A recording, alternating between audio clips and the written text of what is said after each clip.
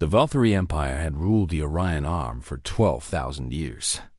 Their ships moved through space like silver gods. Their weapons could crack planets in half. Their technology was so advanced that most species in the galaxy simply surrendered when they arrived. There was no point in fighting. The Velthari always won. When they came to Earth in 2089, humanity expected the same fate. The massive ships blocked out the sun over every major city. The Velthari Supreme Commander, a tall creature with gray skin and 4 arms, broadcast a simple message to the entire planet. Humanity had 2 choices: become servants of the Empire or die. The world governments gathered. They argued. They debated. Some wanted to fight. Others said fighting was suicide. In the end, humanity chose to survive. They became the newest servants of the Velthari Empire. For the next 50 years, humans worked in the lowest positions. They cleaned Velthari ships. They processed waste from Velthari colonies. They did the jobs that no other species wanted to do. The Velthari looked at humans the same way humans once looked at insects. Small, weak, barely worth noticing. The Velthari waste processing centers became the most common workplace for humans. Every day, thousands of workers sorted through mountains of discarded technology. The Velthari threw away devices that still worked perfectly. Their culture demanded constant upgrades. A communication device that was 6 months old was considered garbage. A weapon that had been fired once was tossed aside for a newer model. Power cells with 90% charge remaining were dumped like empty bottles. A young human engineer named Marcus Chun worked at Processing Center 7 on the planet Korath. He had been born into servitude. His parents had been servants. His grandparents had watched the Velthari ships arrive on Earth. Marcus had never known freedom, but he had inherited something from his ancestors: curiosity. One night, Marcus took a broken Velthari scanner back to his living quarters. The device had been thrown away because its display screen was cracked. Marcus spent 3 hours studying it. He discovered that only the screen was damaged. The internal components worked perfectly. With some creative rewiring and a display screen salvaged from a human communication tablet, Marcus fixed the scanner. It worked better than any human technology he had ever seen. Marcus kept this discovery to himself. Over the next few months, he secretly collected more discarded Velthari technology. He fixed what he could. He studied what he could not fix. He began to understand how Velthari technology worked. It was based on principles that human scientists had theorized about but never achieved: quantum entanglement communication, zero-point energy extraction, gravity manipulation. The Velthari had never bothered to encrypt their garbage. Why would they? To them, these devices were worthless trash. They never imagined that a lesser species might learn from their leftovers. Marcus was not alone. Across 100 worlds, other humans were doing the same thing. A woman named Sarah Okonkwo on the mining world of Hellas Prime had figured out how to repair Velthari medical devices. A teenager named Jin Park on a space station had learned to rebuild discarded drone components. An old man named David Torres on a Velthari warship had been secretly collecting weapon power cells for years. They found each other through whispered messages and hidden communication networks. They called themselves the Salvagers. Their goal was simple: learn everything they could from Velthari garbage. Wait for the right moment, then strike. It took 20 more years. 20 years of pretending to be obedient servants. 20 years of secretly building, learning, and preparing. The Velthari never suspected anything. How could they? Humans were primitive creatures who had barely discovered space travel when the Empire arrived. They were useful for menial labor, nothing more. The Salvagers built their first ship in an abandoned asteroid mine. It was ugly compared to Velthari vessels. It was cobbled together from 100 different pieces of discarded technology. But it worked. Its engines were powered by discarded Velthari power cores. Its weapons were rebuilt from thrown-away energy projectors. Its shields used technology that the Valkyrie had considered obsolete 3 generations ago.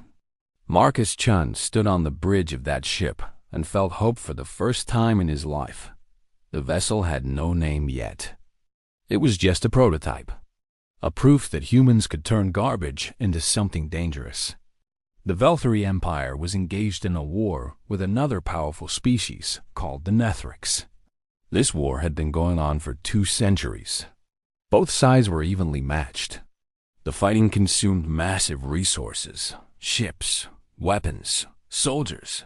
The Empire was slowly weakening. The salvagers saw their opportunity. They struck first at a supply depot on the edge of Valkyrie space. 12 human ships, all built from garbage, appeared without warning. The Valkyrie defenders were confused. Their sensors showed the approaching vessels, but could not identify them. The technology signatures were familiar, but scrambled. It was like seeing ghosts made from their own discarded dreams. The battle lasted 4 minutes. The human ships destroyed the depot and vanished into deep space. The Valkyrie commanders did not report this attack to their superiors. They were too embarrassed. Defeated by humans using garbage? Impossible. They must have been mistaken. The second attack hit a weapons factory. The third attack destroyed a communication relay. The fourth attack freed 2,000 human servants from a labor camp. By the time the Valkyrie High Command realized what was happening, the salvagers had grown from a small group into an army. Human populations across the Empire were rising up. They had been quietly preparing for years.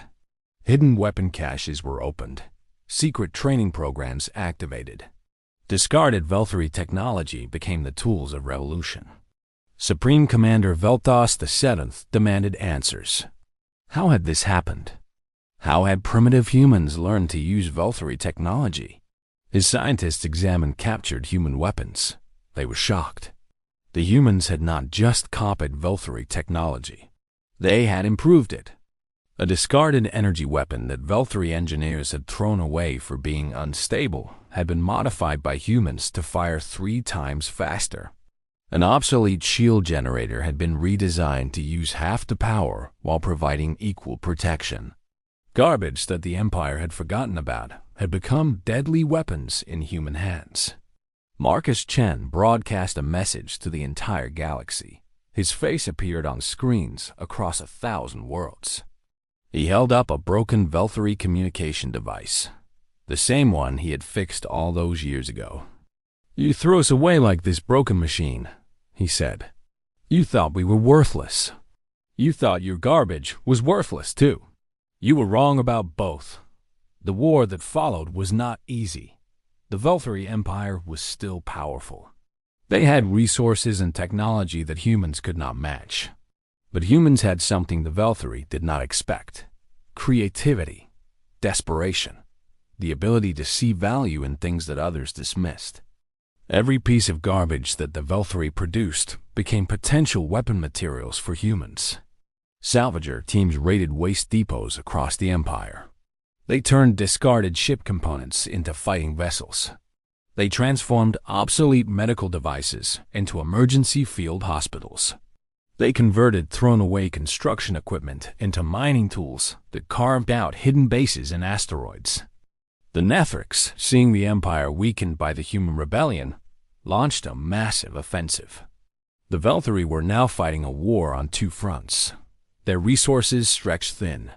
Their commanders made mistakes. Their arrogance prevented them from adapting. 3 years after the first attack on the supply depot, the salvager fleet numbered over 2,000 ships.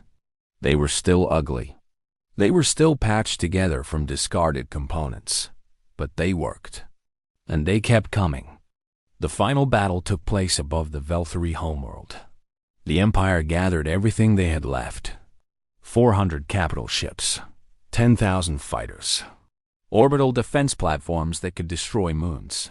The human fleet was smaller. 1,000 ships against an empire. But every human vessel carried the weight of 50 years of suffering. Every crew member remembered what it felt like to be considered less than garbage. Marcus Chen commanded the attack from the bridge of the Reclaimed, the first ship built by the salvagers. He was 67 years old now. His hair was gray. His hands were scarred from decades of working with discarded machinery.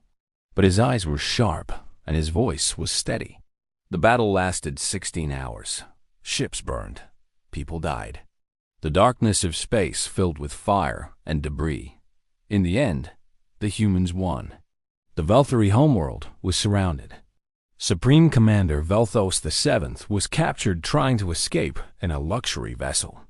They brought him before Marcus Chun.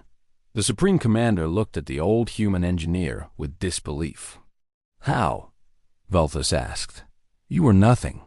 Your species was nothing." Marcus picked up a broken piece of Velthari technology from a table nearby. It was a small device, probably some kind of sensor. It had been thrown away and forgotten. "You see garbage," Marcus said. "We see possibility. That is the difference between us. That is why you lost." The Velthari Empire did not fall completely. They signed a peace treaty with humans and the Nethrix. They gave up their conquered territories. They freed all servant species. They became just another civilization in a galaxy full of civilizations. Humanity took its place among the stars as equals. Not through conquest or violence, but through ingenuity. They had been given garbage and made it into weapons. They had been treated as worthless and proved their worth through creativity and determination. Marcus Chen lived for another 20 years. He spent his final days on Earth in a small house near the place where his grandparents had watched the Velthari ships arrive. He kept a collection of broken Velthari devices in his workshop. He never threw any of them away. When people asked him about the revolution, about how humans had defeated a galaxy-spanning empire, Marcus always gave the same answer. They thought everything had a fixed value. They believed that if something was broken or old, it had no purpose. But value is not fixed. Value is what you make it. A broken tool in the hands of someone who understands it becomes a working tool. A defeated people who refuse to give up become conquerors. The Velthari measured everything by their own standards. They never imagined that their garbage could become our greatest weapon. That was their mistake. The story of the salvagers spread across the galaxy. Other species learned from humanity's example. The practice of throwing away functional technology decreased. Waste processing centers became places of innovation instead of dumps. The lesson was clear. Nothing is truly worthless. Nothing is beyond repair. And never underestimate a species that can turn your garbage into your downfall. Centuries later, humans were known throughout the galaxy as the Builders. They could take anything broken and make it work again. They saw potential where others saw waste. And somewhere, in museums and archives, the first ship of the salvager fleet was preserved. An ugly, patched-together vessel made entirely from discarded technology. A reminder of what humanity had achieved. The garbage of an empire had become the foundation of freedom.